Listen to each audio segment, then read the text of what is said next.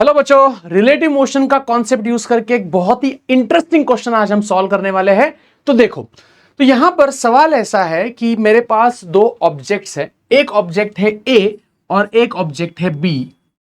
ए object X axis पे move हो रहा है 4 मीटर पर सेकेंड की स्पीड से और बी ऑब्जेक्ट मूव हो रहा है वाई एक्सिस पे towards the origin with 5 meters per second. उन दोनों में इनिशियल डिस्टेंस, इनिशियल सेपरेशन है 20 मीटर्स का। और सवाल यह है, इनके बीच में जो शॉर्टेस्ट डिस्टेंस होगा वो कितना होगा। ये काफी इंटरेस्टिंग क्वेश्चन। इसको सॉल्व करने के दो तरीके हैं। एक अपना नॉर्मल मेथड जहां हम डिस्टेंस फाइंड करते हैं, उसको डिफरेंशिएट करते हैं, मैक्सिमा मिनिमा का रूल लगाते हैं और फिर टाइम निकाल के क्लोजेस्ट डिस्टेंस हम फाइंड करते हैं। बट रिलेटिव मोशन का एक काफी इंटरेस्टिंग कॉन्सेप्ट यहां पर यूज हो सकता है। देखते हैं कैसे इस क्वेश्चन को हम सॉल्व कर सकते हैं। बट उससे पहले वीडियो को लाइक, शेयर और सब्सक्राइब चैनल जरूर कर देना। Let us start. अभी हम क्या करेंगे, ए की रिस्पेक्ट में बी का मोशन देखते हैं। ए को रेस्ट पे लाते हैं। मान लो ए रेस्ट पर है और ए के रिस्पेक्ट में मोशन कैसा होगा वो हम विजुअलाइज करते हैं।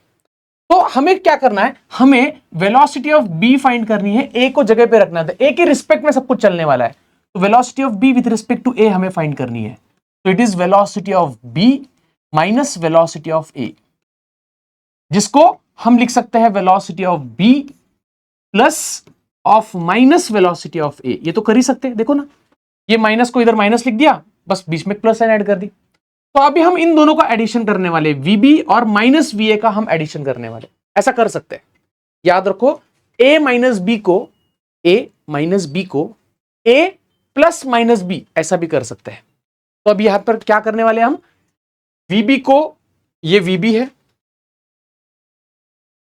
ए की वेलोसिटी उल्टी कर दो और उसको प्लस कर दो। तो ए की वेलोसिटी उधर है, उसको उल्टा कर दो तो वो आ जाएगा माइनस वी ए। तो ये आ जाएगा माइनस वी ए। अब माइनस वी ए को और वीबी को ऐड कर दो, ये वीबी है। तो ध्यान से देखना बच्चों, ध्यान से देखना, ठीक है। ये है वीबी इधर और ये है माइनस वी ए इधर। तो इन दोनों का रिजल्टेंट आएगा इस तरफ, triangle law of vector addition. मतलब ये जो बी पार्टिकल है वो इस तरफ जाने वाला है ए के रिस्पेक्ट में। तो इमेजिन करो, ए यहां पर रुका हुआ है और उसके रिस्पेक्ट में बी यहां नहीं जाएगा, बी इस तरफ जाएगा। अब मुझे बताओ, डायग्राम देख के बताओ, ए और बी में सबसे मिनिमम लीस्ट डिस्टेंस कब आने वाला है। तो आप बोलोगे सर काफी सिंपल है, बस यहां से परपेंडिकुलर ड्रॉ करो और आपको मिल जाएगा ये distance which is the closest distance. इसको बोलते हैं लेट अस से डी। ये हो जाएगा मिनिमम डिस्टेंस। बहुत बच्चे बोलते हैं सर ये शुरुआत में जो डिस्टेंस है वो मिनिमम होना चाहिए। नहीं, ये उनके बीच में का मिनिमम डिस्टेंस है। तो कैसे फाइंड करेंगे, ये सिंपल लॉजिक है। मुझे बताओ, इस बड़े से ट्राइंगल में क्या मैं यहां का एंगल फाइंड कर सकता हूं? इस बड़े से ट्राइंगल में क्या मैं यहां का एंगल फाइंड कर सकता हूं? आप बोलोगे हाँ सर फाइंड कर सकता हूं। तो कैसे?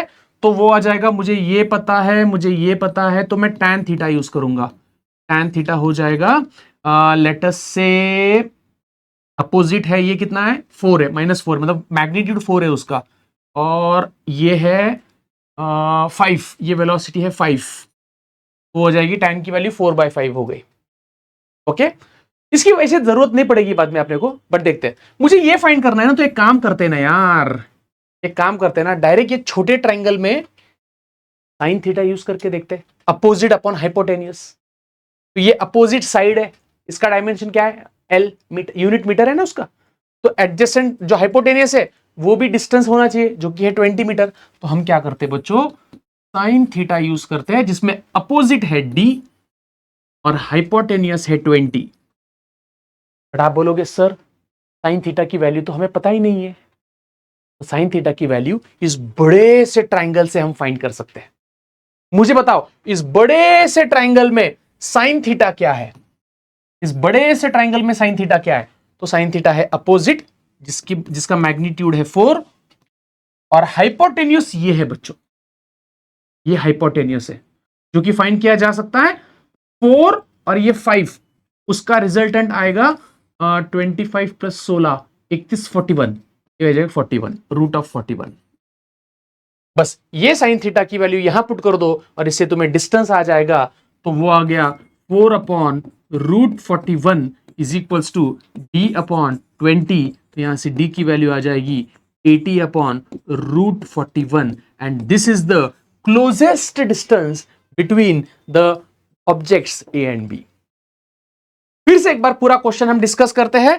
मुझे बताओ कितने लोगों को यहां पहली बार में समझ में आ गया। मैं थोड़ा सा पीछे लेता हूं, कितने लोगों को पहली बार में समझ में आ गया? आपका नाम कमेंट सेक्शन में लिखना और मुझे बताओ आपको क्या समझ में आया और अगला वीडियो किस टॉपिक पे चाहिए ये भी मुझे बताना।